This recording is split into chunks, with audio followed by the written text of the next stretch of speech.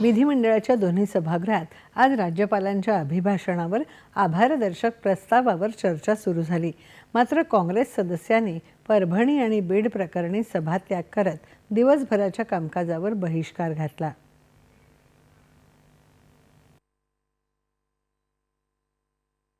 विधानसभेत परभणी आणि बीड या दोन्ही प्रकरणी विरोधकांनी स्थगन प्रस्ताव मांडून चर्चेची मागणी करणारा प्रस्ताव अध्यक्षांनी फेटाळल्यामुळे विरोधकांनी सभात्याग केला आणि पूर्ण दिवसाच्या कामकाजावर बहिष्कार घातला।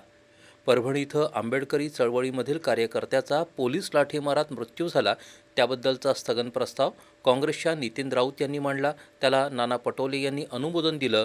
त्यावर हा विषय गंभीर आहे त्यामुळे नियम 101 अन्वये चर्चा घेण्याचं अध्यक्षांनी जाहीर केलं। त्यावर विरोधी सदस्यांनी नाराजी व्यक्त केली। गंभीर विषयावर अध्यक्ष बोलू देत नाहीत असा आरोप करत विरोधकांनी सभात्याग केला। तत्पूर्वी सकाळी कामकाज सुरू होताच तालिका अध्यक्ष म्हणून विजय रहांगडाले, रमेश बोरनारे, शेखर निकम आणि दिलीप सोपल यांची नियुक्ती केल्याचं अध्यक्ष राहुल नार्वेकर यांनी जाहीर केलं। सभागृहाचे माजी सदस्य आणि मंत्री दत्तात्रय राणे यांच्या निधनाबद्दल शोकप्रस्ताव अध्यक्षांनी मांडला। त्यावर सभागृहात त्यांना श्रद्धांजली वाहण्यात आली।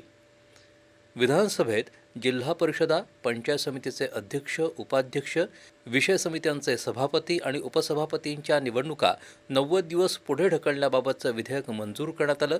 त्याचप्रमाणे श्री सिद्धिविनायक मंदिर विश्वस्त व्यवस्था सुधारणा विधेयकही सभागृहानं मंजूर केलं।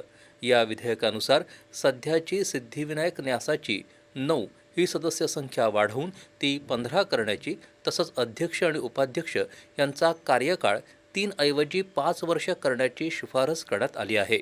विधिमंडळाच्या दोन्ही सदनात राज्यपालांनी केलेल्या अभिभाषणाबद्दल त्यांचे आभारदर्शक प्रस्तावावर चर्चेला सुरुवातही झाली।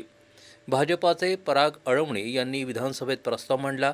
राज्याची प्रगती साधणारं सरकार जनतेनं यावेळी निवडलं आणि प्रगती रोखणाऱ्यांना नाकारलं असं अळवणे यांनी यावेळी सांगितलं। या सरकारनं महिलांसाठी अनेक चांगल्या योजना सुरू केल्याचंही ते म्हणाले। राष्ट्रवादी काँग्रेसच्या चेतन तुपे यांनी या प्रस्तावाला अनुमोदन दिलं।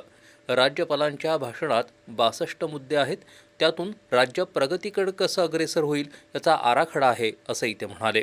राज्यातील सर्व घटक आणि विभागांचा बारकाईनं विचार करून सरकारनं आपला रोडमॅप आखला आहे। अर्थव्यवस्थेला चालना दिल्यामुळे कुशल आणि अकुशल रोजगार संधी मिळणार आहेत असंही ते म्हणाले। शिवसेना उद्धव बाळासाहेब ठाकरे पक्षाच्या भास्कर जाधव यांनी या प्रस्तावाला विरोध केला। विधान परिषदेत राज्यपालांच्या अभिभाषणाचं स्वागत करत राज्याला प्रगतीपथावर नेण्यासाठी राज्य सरकार आणखी मजबूतीनं काम करेल असं भाजपाचे आमदार प्रवीण दरेकर यांनी म्हटलं, तर महायुती सरकारनं गेल्या 2.5 वर्षात उल्लेखनीय कार्य केल्याचं मनीषा कायंदे यांनी सांगितलं। याशिवाय महिला, युवती, युवकांसाठी महायुती सरकारनं राबवलेल्या योजना उल्लेखनीय ठरल्याचं त्या म्हणाल्या। विरोधी पक्षनेते अंबादास दानवे यांनीही राज्यपालांच्या अभिभाषणावर जोरदार टीका केली।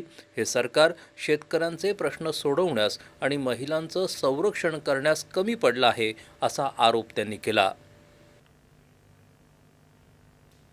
विधान परिषदेच्या सभापती पदाची निवडणूक 19 डिसेंबरला होणार असल्याची माहिती उपसभापती नीलम गोऱ्हे यांनी सभागृहाला दिली। उद्या दुपारी 12 वाजेपर्यंत अर्ज भरण्याची मुदत असून त्यानंतर अर्जांची छाननी होईल। यासह विधान परिषदेच्या नवनिर्वाचित सदस्य प्रज्ञा सातव यांचा परिचय उपमुख्यमंत्री एकनाथ शिंदे यांनी सभागृहाला